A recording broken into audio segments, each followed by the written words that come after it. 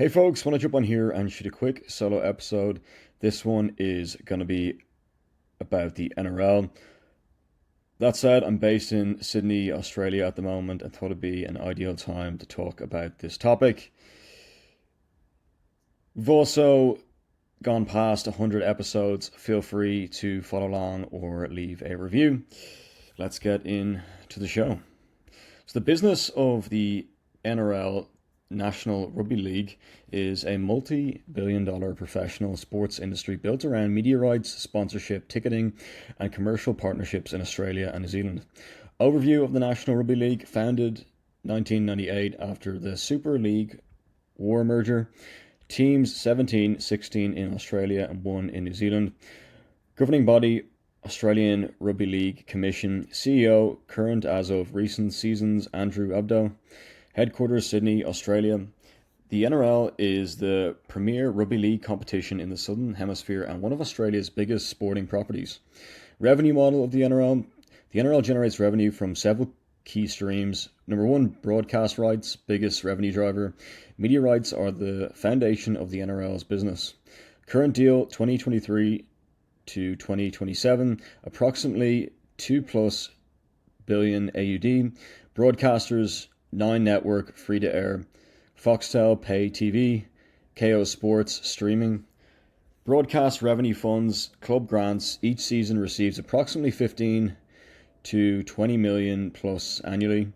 Salary cap distribution, grassroots development, women's NRL, NRLW expansion. Over 60% of league revenue comes from media rights, sponsorship, and commercial partnerships. Major league-wide sponsorships typically include Telstra, naming rights partner, Ample, State of Origin sponsor, Chemist Warehouse. Revenue comes from naming rights, jersey sponsorships, stadium signage, digital advertising. Clubs also negotiate their own sponsors independently. Number 3, ticketing and matchday revenue. Clubs generate income through ticket sales, memberships, corporate hospitality, merchandise. Major events like NRL Grand Final, State of Origin generate tens of millions in revenue and tourism impact for host cities.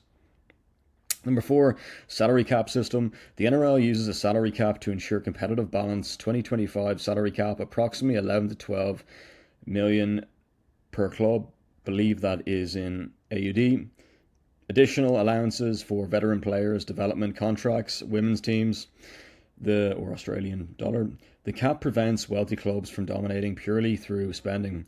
Number 5, club business models. NRL clubs operate under different structures: licensing clubs, e.g. leagues, clubs, backing teams, private ownership, community/member owned, corporate backed entities. Some clubs are profitable, others rely heavy on leagues club support. Growth areas, expansion, Dolphins added in 2023, PNG team plan 2028 target, focus on Pacific markets, women's NRL, NRLW rapid expansion, growing broadcast investment, increased participation pathways, digital and streaming, social media monetization, global streaming distribution, direct-to-consumer growth, strategic challenges, player pay disputes and CBA negotiations, concussion, litigation risk, competition from AFL, maintaining grassroots participation, balancing expansion with profitability. One moment. Let me just double check something here.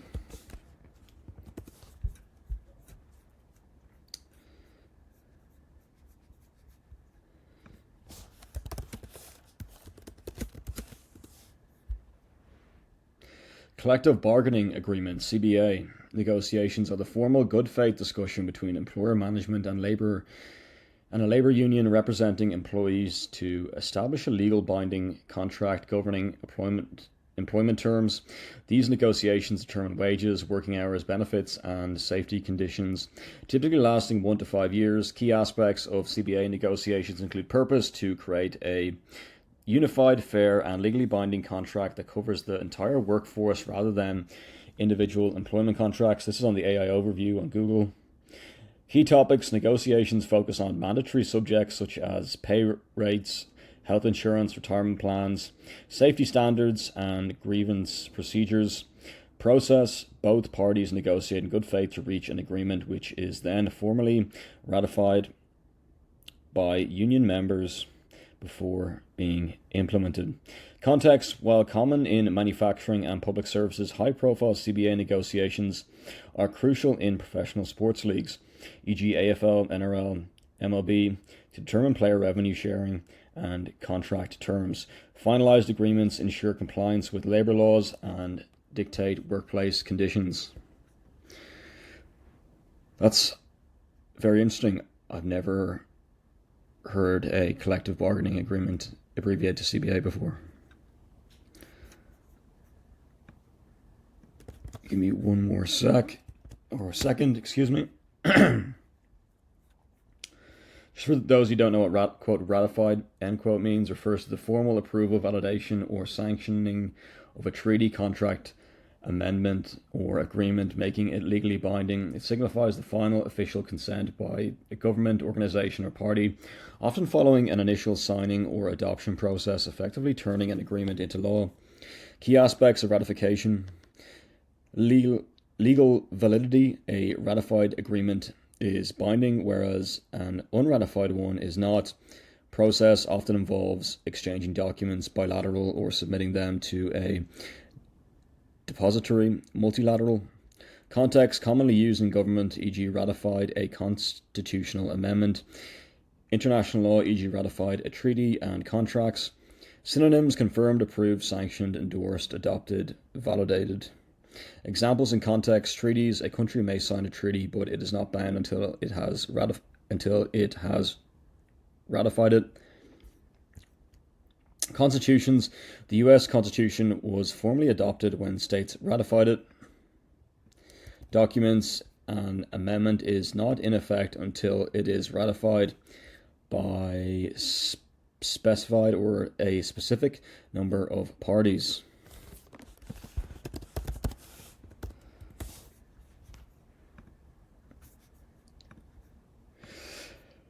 Let's get back into it. We've talked about the concussion litigation risk competition from AFL. This is the strategic challenges, player pay disputes, and CBA negotiations, concussion litigation risk competition from AFL, maintaining grassroots participation, balancing expansion with profitability, estimated financial scale, annual league revenue approximately 600 to 700 million plus AUD, club grants approximately 15 to 20 million each, grand final attendance 80,000 plus, state of origin TV audience 3 to 4 million plus viewers per game. Why the NRL business model works: number one, strong tribal loyalty in NSW, New South Wales, and QLD, Queensland. Number two, massive TV ratings. Number three, salary cap equals competitive balance. Number four, government stadium support. Number five, event-based blockbuster model, origin and finals. Fascinating.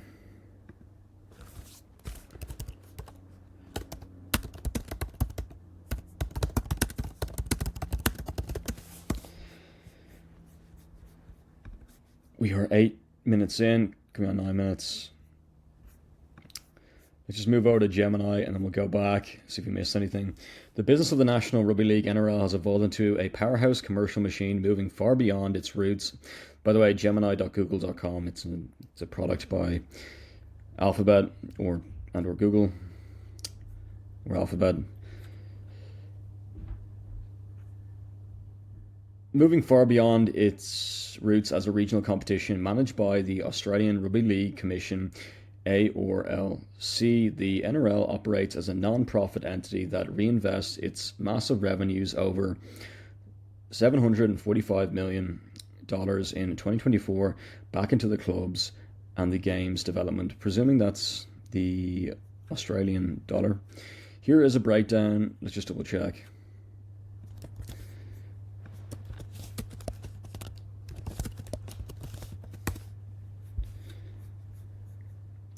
Yes, that is AUD.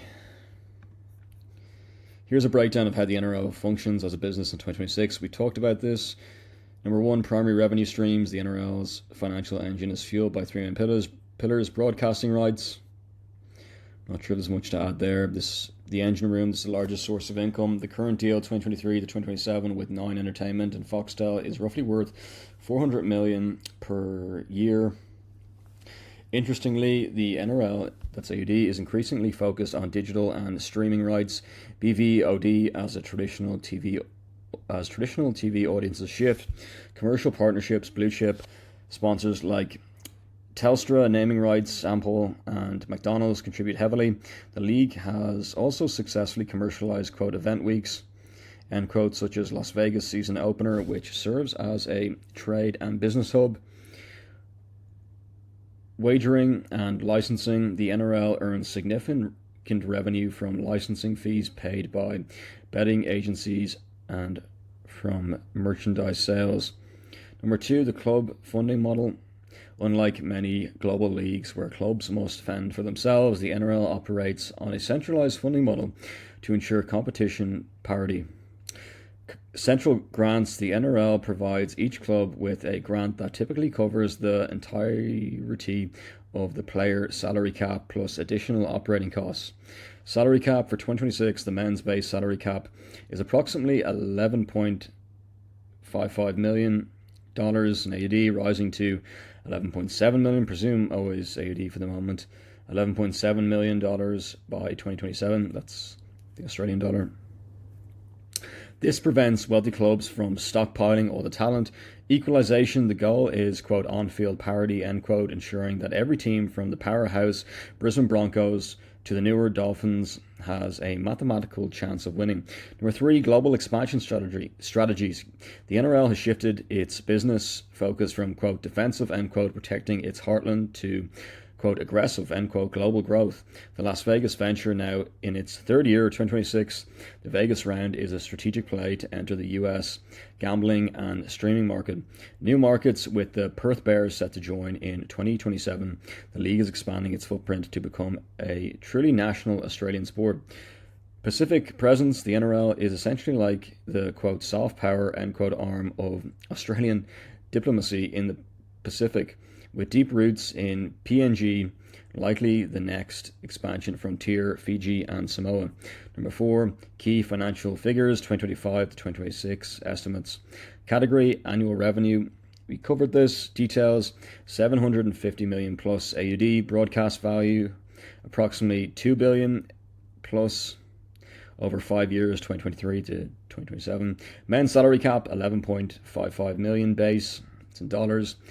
Women's NRL W cap, 1.38 million, rapidly growing. That's in dollars, both in AUD, as you mentioned, presume the Australian dollars, in case there's anyone listening from the United States or other countries. Attendance records shattered in 2025, average 20k plus per game. Why it works. The NRL's business, quote, magic, end quote, lies in its content density. Between the regular season, the high margin State of Origin series, which is often the highest rating TV event in Australia, and the expanding NRLW, the league provides year-round engagement for advertisers and broadcasters. Fascinating. We're 13 minutes in. Let's go over to Claude. We haven't used this yet. I've been hearing a lot about it these days. A bit about the NRL is the strongest financial. The NRL is in its strongest financial position in its history. Excuse me. Here's a snapshot of the business of the game. 2024 financial highlights. The 2024 calendar year. I think this is missing out a year. In 2024, the financial year was the most financially successful in the NRL's history, with the Australian Rugby League Commission generating. We talked about this a bit. We'll maybe hold off. Let's get into the one thing about the NRL. We'll stick to ChatGPT and Gemini for the moment. I think we have 1 or 30 seconds left.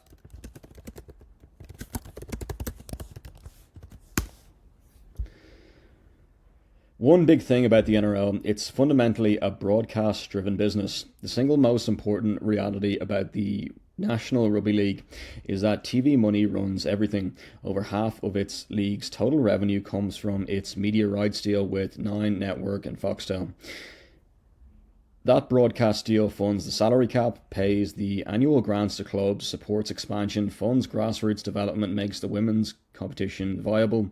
Without the TV deal, most clubs would struggle to strive independently. Why this is so important? Because it shapes how the NRL makes decisions. Game scheduling is built for TV audiences, State of Origin is treated as a ratings juggernaut, expansion is driven by broadcast value. Player pay negotiations revolve around broadcast revenue growth. The league isn't primarily a gate-driven business like European football. It's closer to the NFL model, centralized and media first. Fascinating.